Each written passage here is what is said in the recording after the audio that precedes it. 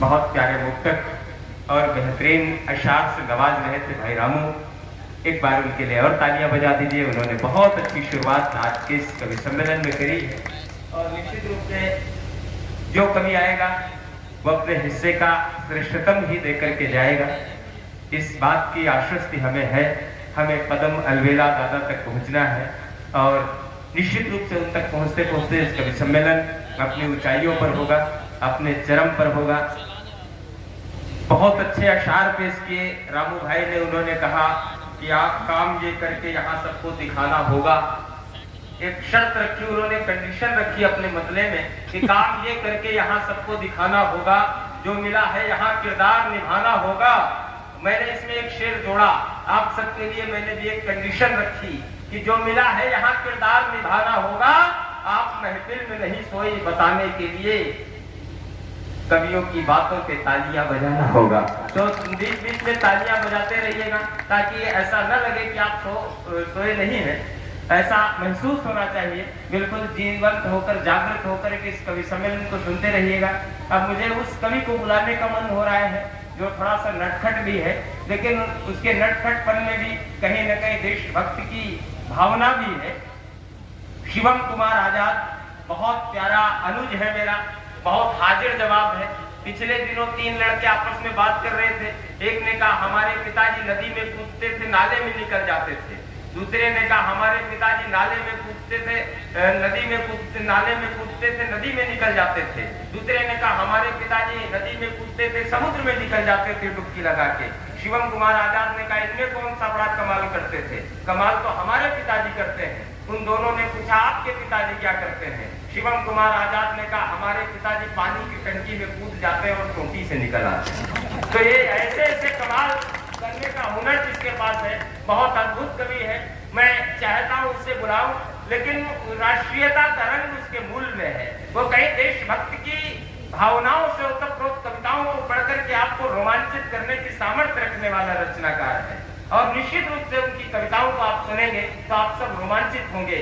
चलती सांसों में चक्र का निशान जिंदा है। मुझे भी ज्यादा बीच में बोलना इसलिए नहीं है, बहुत शॉर्टकट में कमलकांत दादा कान में आए, बोले शॉर्टकट में संचालन करो। अच्छा, जब हम घर से आज सुबह 5 बजे चले तो हमारी श्रीमती जी ने कहा जान कटरा शहादतगंज जा रहे हो? हमने कहा हाँ रानी कटरा शहादतगंज जा रहे हैं, लेकिन तुमने मुझको आज जान क्यों बोला? उन्होंने कहा जानवर कहने में लंबा हो जाता है। हमने शॉर्टकट में निपटाया। उन्होंने भी पूछ लिया तुमने मुझको रानी क्यों बोला? हमने भी कहा नौकरानी कहने में भी लंबा हो जाता है। तो ये स्थितियां रही है, उन स्थितियों परिस्थितियों से जूझ कर हम आ रहे हैं। संचालक है यार, वो संचालक है। की भावनाओं का वो प्रतिनिधित्व करने वाले उस कवि को मैं बुलाना चाहता हूँ। शिवम भाई आपको हंसा भी सकते हैं, गुलगुला भी सकते हैं, जैसा भी उनका मन हो करके आए वो अपना काव्य पाठ करें, लेकिन उनका जो मूल रंग है, उनकी भूमिका में अगर 4 पंक्तियां कहूं कि चलती सांसों में चक्र का निशान जिंदा है, शीश ऊंचा तो समझो स्वाभिमान जिंदा है, और हमारे तन पे तिरंगा नहीं तो क्या करना, हमारी जान में हिंदुस्तान जिंदा है।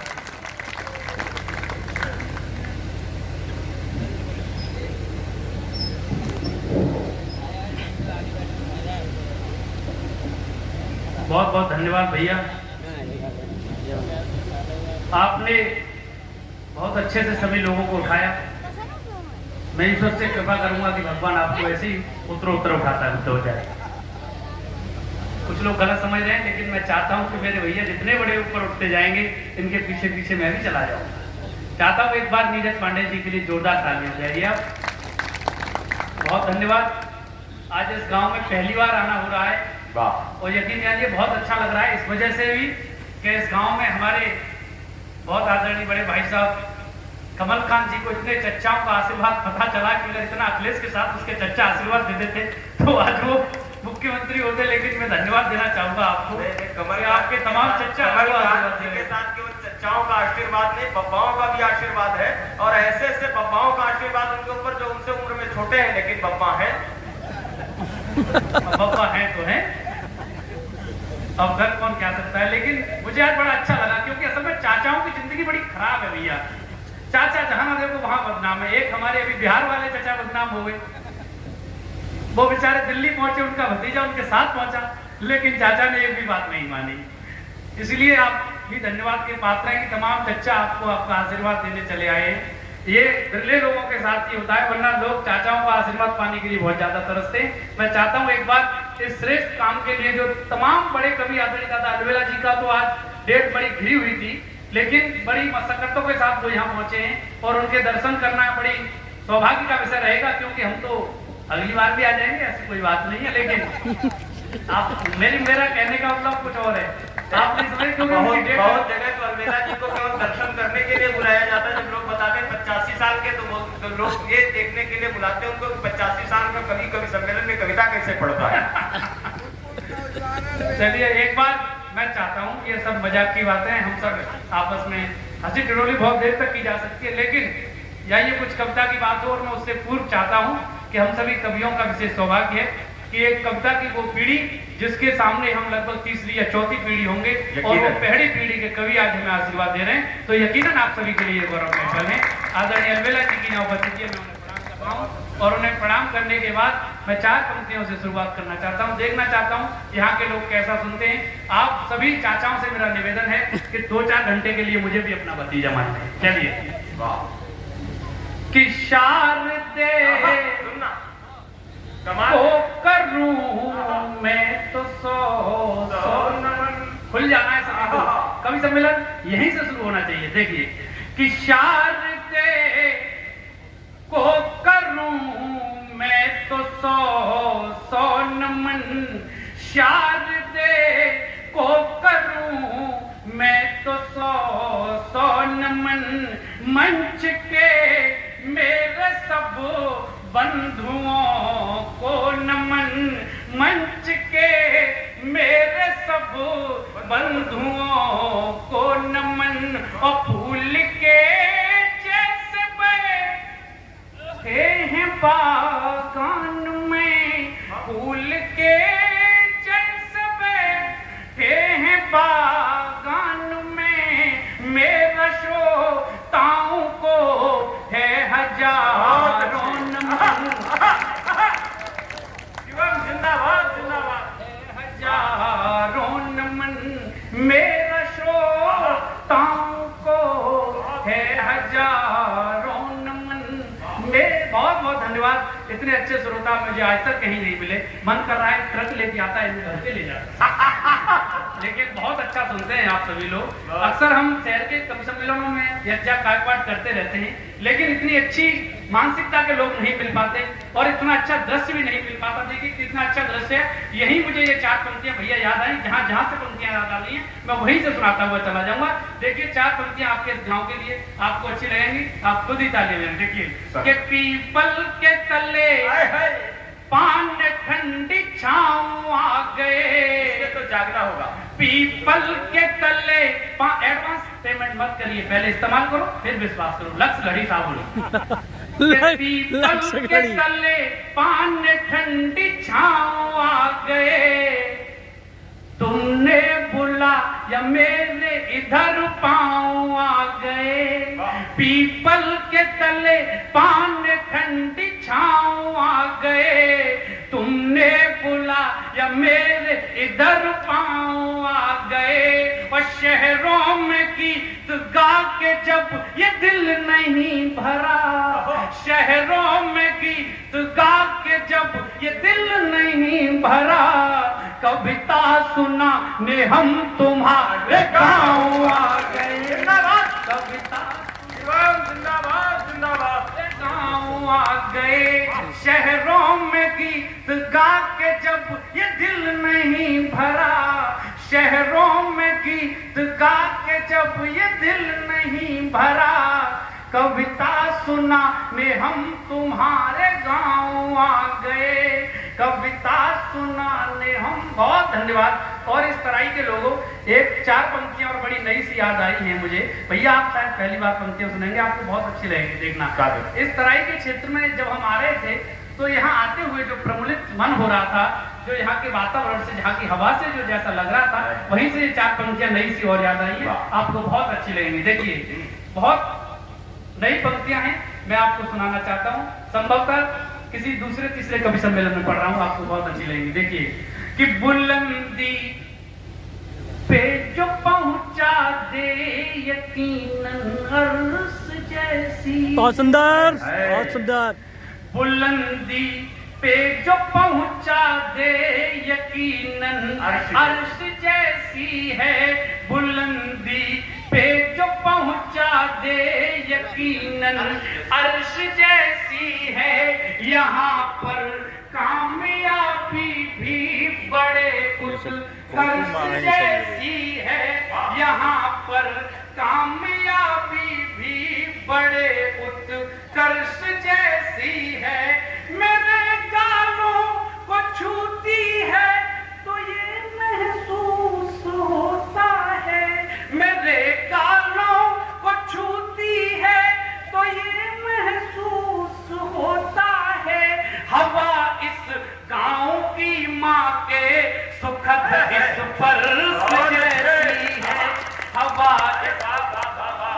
क्या एहसास है, क्या स्पर्श जैसी है। हवा इस गांव की माँ के सुखद इस स्पर्श जैसी है। हवा इस गांव की माँ के शानदार। बहुत शुक्रिया सरदार नवाजी का। और मैं 4 पंक्तियां और सुनाना चाहता हूँ। मंच पर हमारी 2 मातृशक्ति बैठी हुई है और सामने भी मुझे घर की कुछ महिलाएं दिख रही हैं। मैं 4 पंक्तियां इन बेटियों के नाम भी सुनाना चाहता हूँ, क्योंकि जहां भी बेटियों का जिक्र नहीं होता वो घर घर नहीं होता। हम भी अपने मंच से 2-4 पंक्तियां आपके लिए समर्पित करना चाहते हैं। देखिए कि फूल सी एक को मलकली बेटियां, क्या है बेटियां? कि फूल सी एक को मलकली बेटियां। फूल सी एक को मलकली बेटियां। नाच नखरों के संग में पली बेटियां। नाच नखरों के संग में पली बेटियां। और लाडले होंगे बेटे किसी घर में पर। लाडले होंगे बेटे किसी घर में पर। अपने घर में तो हैं लाडली बेटियां। अपने घर में बेटियां। अपने घर में तो हैं लाडली बेटियां। अपने बहुत धन्यवाद। और एक बार जोरदार तालियां बजाइए। ये तो मैं भूमिका बांध रहा था, कविता सुनाना अब आपको आरंभ कर रहा हूँ। 4 पंक्तियों की शुरुआत कर रहा हूँ जैसा भैया ने मेरा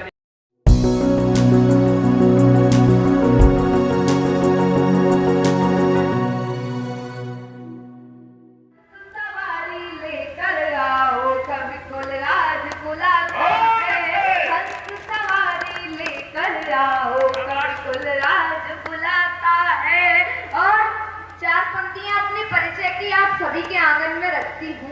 मैं मंच का ध्यान चाहती हूँ। बेटी हूँ सशक्त भारत की गीत रोज के गाती हूँ। बेटी हूँ सशक्त भारत की गीत रोज के गाती हूँ। भारत की यश गाथा गाकर ध्यान खींच ले जाती हूँ। विश्व गुरु माना भारत को बोलो भारत माँ की जय। विश्व गुरु माना भारत को बोलो भारत माँ की जय। विश्व पटल पर देश बढ़ चला तब उन्नति सुनाती हूँ। विश्व पटल पर देश बढ़ चला तब उन्नति सुनाती हूँ। और 4 पंक्तियां निवेदन करती हूँ। बात पन्ना ढाई की हो फिर भला श्रृंगार लिख दूं। बात पन्ना ढाई की हो फिर भला श्रृंगार लिख दूं। त्याग जीजा माँ का हो फिर आंसुओं की धार लिख दूं। रण कौशल हो मनु का तो क्या भला प्रतिकार लिख दूं। और मिला के त्याग को मैं फिर भला क्या प्यार लिख दूं। और मिला के त्याग को मैं फिर भला क्या प्यार लिख दूं। और 4 पंक्तियां निवेदन करती हूँ। भारत है आजाद हमारा सबको गले लगाओ तुम। भारत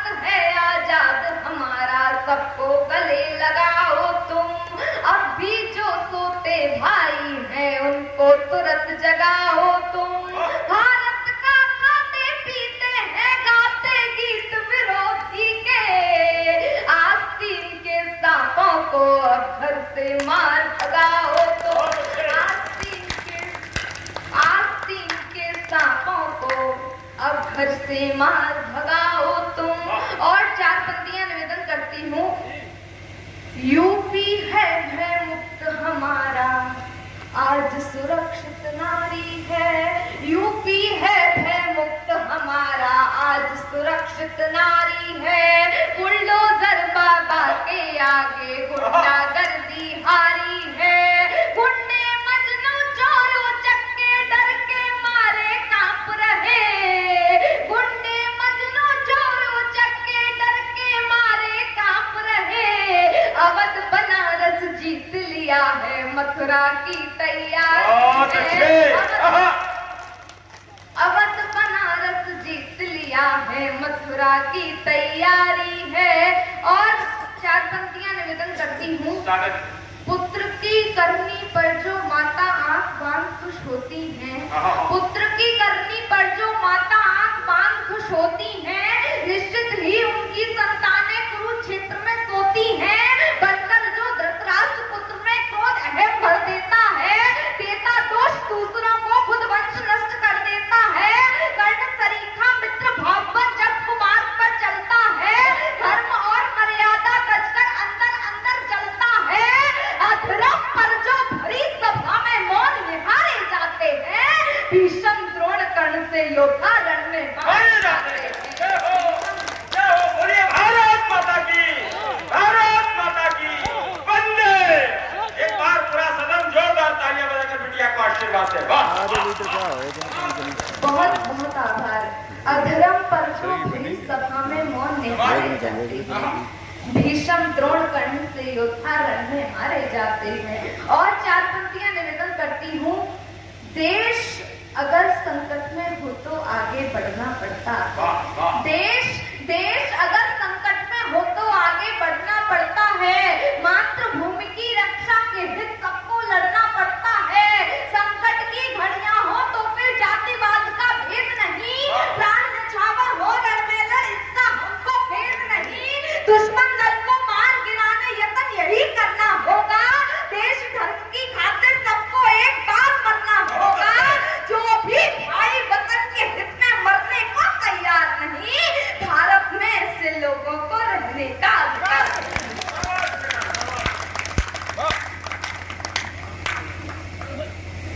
भारत में ऐसे लोगों को रहने का अधिकार नहीं। और 4 पंक्तियां निवेदन करती हूँ। हमारे देश में अनेकों राजनीतिक टिप्पणियां की जाती हैं। अभी एक राजनीतिक टिप्पणी हुई कि सनातन धर्म डेंगू मलेरिया है, इसे जड़ से खत्म कर देना चाहिए। तब पंक्तियां निवेदन करती हूँ। भारत के सनातन पर विश्व अभिमान करता है। भारत के सनातन पर विश्व अभिमान करता है। सनातन है पुरातन से सिद्ध विज्ञान करता है। सनातन को मिटाने वाला मिट जाएगा भारत से। सनातन को मिटाने वाला मिट जाएगा भारत से। सनातन धर्म का भारत में जो अपमान करता है, सनातन धर्म का भारत में जो अपमान करता है। और 4 पंक्तियां निवेदन करती हूँ। मिलकर साथ निभाना होगा सबके सनातन वालों का। मिलकर साथ निभाना होगा सबके सनातन वालों का। बहिष्कार करना होगा सब गुंडे और दलालों का। जो भी नेता धर्म ध्वजा को अंबर तक फहराएगा, हर घर हर छत पर भगवा ध्वज लहर लहर लहराएगा। सत्य सनातन धर्म हमारा विश्व पटल पर छाएगा। भारत का हर बच्चा बच्चा वंदे मातरम गाएगा। भारत सब पर राज करे जय घोष विश्व में छाएगा। देवभूमि भारत तब जाकर विश्व गुरु कहलाएगा।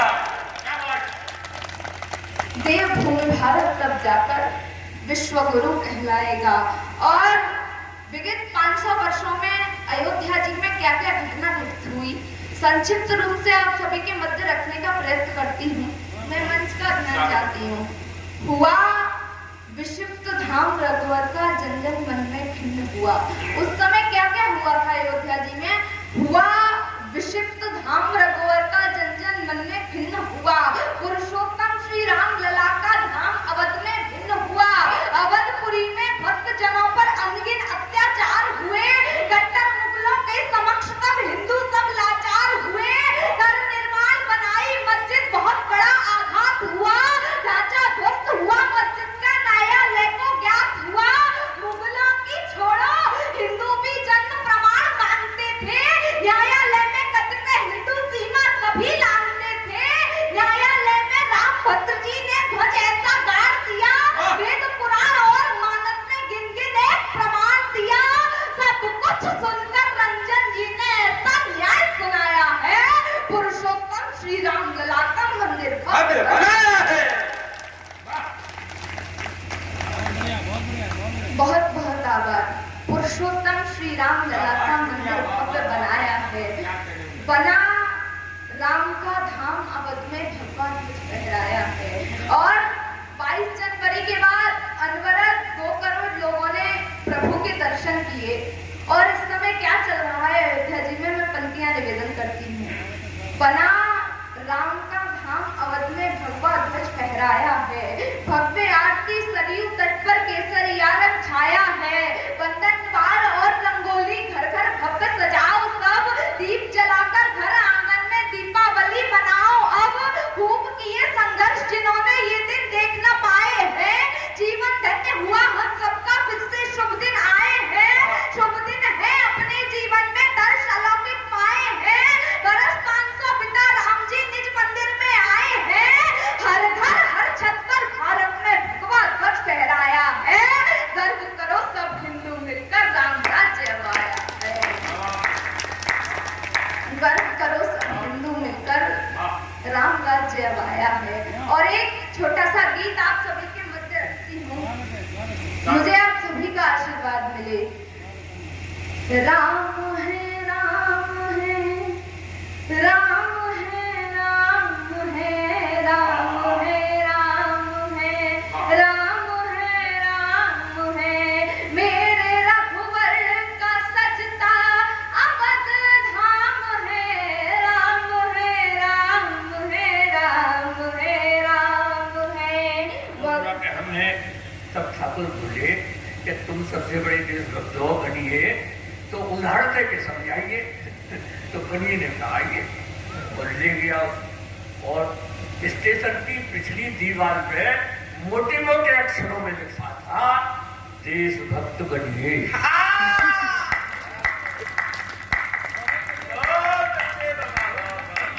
अब उससे बोले अब तू दिखा दे कहीं अगर लिखा हो तो देशभक्त लिखा हो। क्योंकि इनकी संपन्नता का राज ये है भाई साहब, मैं आपको बताता हूँ कि उस लक्ष्मी का एक हाथ तो पूरी दुनिया पे है और एक हाथ केवल बढ़िया पे है। ये अच्छा है, बढ़िया विसर्जन तू। बहुत बढ़िया। और ये कह रहा था कि इसने कहा था कि इनको सुन लेना, हम तो फिर भी आ जाएंगे, तो इनका पता नहीं है। हे विचित्र भगवत गति, उसकी रोम के सुनना तो तुमको। हे विचित्र भगवत गति, ठीक लीजिए मान। और बुढ़ा यूं ही बैठा रहे, ऊपर उठे जवान। लेकिन बेटा मेरा मतलब ये मैं तो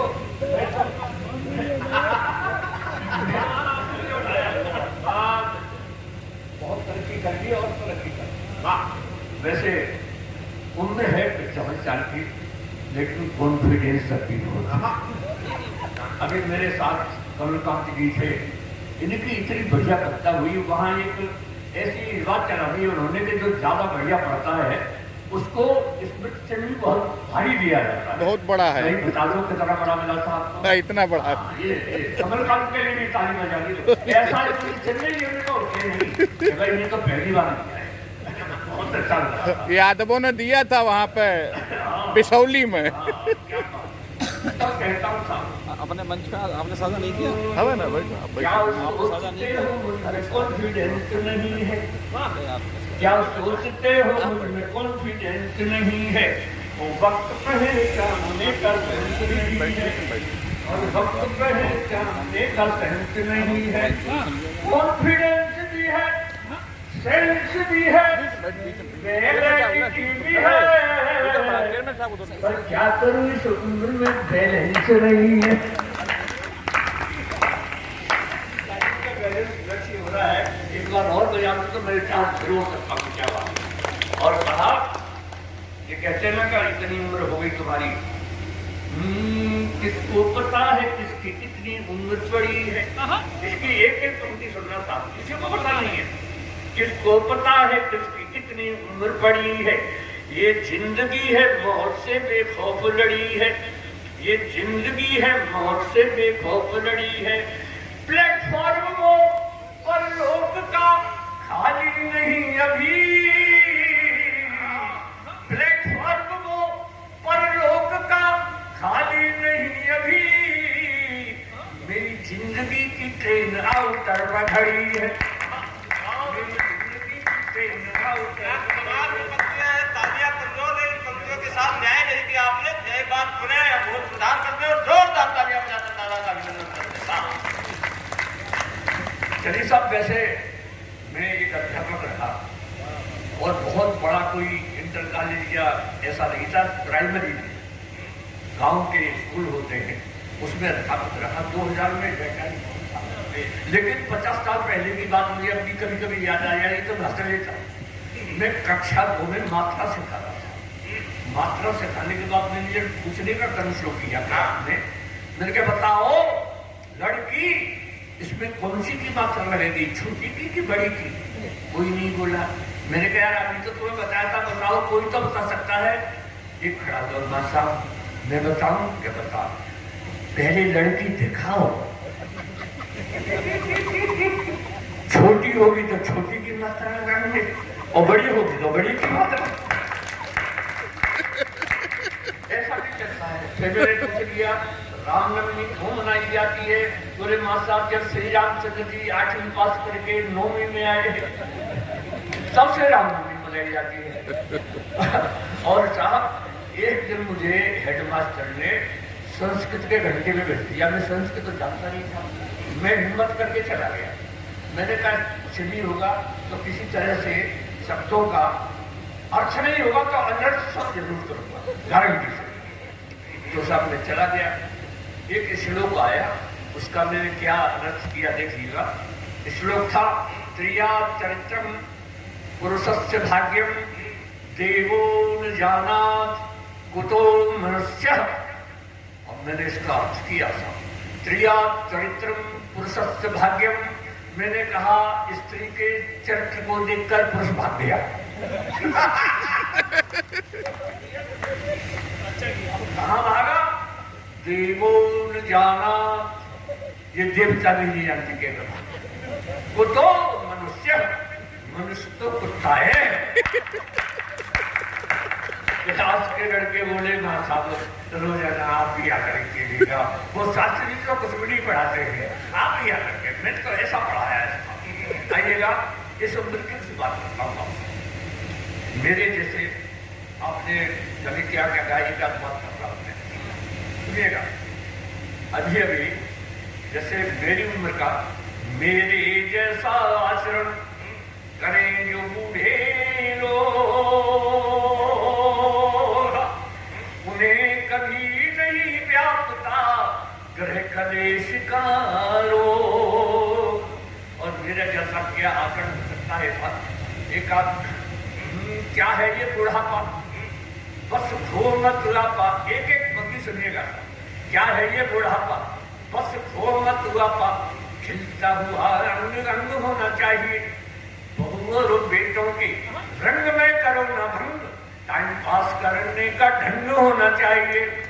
और भी अगर आपको ज्यादा सम्मान प्राप्त करना है अपने घर में ऐसे बुद्धि को, तो इतना और कर हमारा क्या जाता है कि हाँ में हाँ मिलाते रहो, हाँ भैया ठीक है, कहीं परेशानी पड़े, हाँ में हाँ मिलाते रहो और चक्कर मार खाते रहो। भाई खाना तो जो बहू ने बनाया है वही खाना है, तो तारीफ कर दो, कल और ज्यादा अच्छा मिलेगा। और जरा सी नाम पर की तो बहू का टुकड़ा की चिकड़ी लपलपा रही है। हाँ में हाँ मिलाते रहो, चक्कर खाते रहो, और वाणी में सहज हास्य रंग होना चाहिए।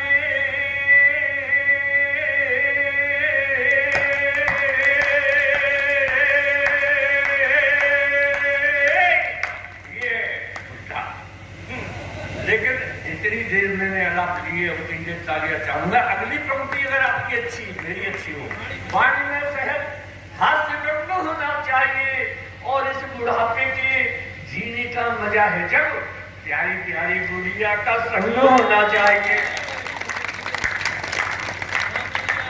ये नीरज हमसे कहते हैं कर्बिला जी, बाहर वाले कमरे में रहते हैं, वहां पड़े रहते हैं, अलबेली से बात करते हो तो क्या करते हो?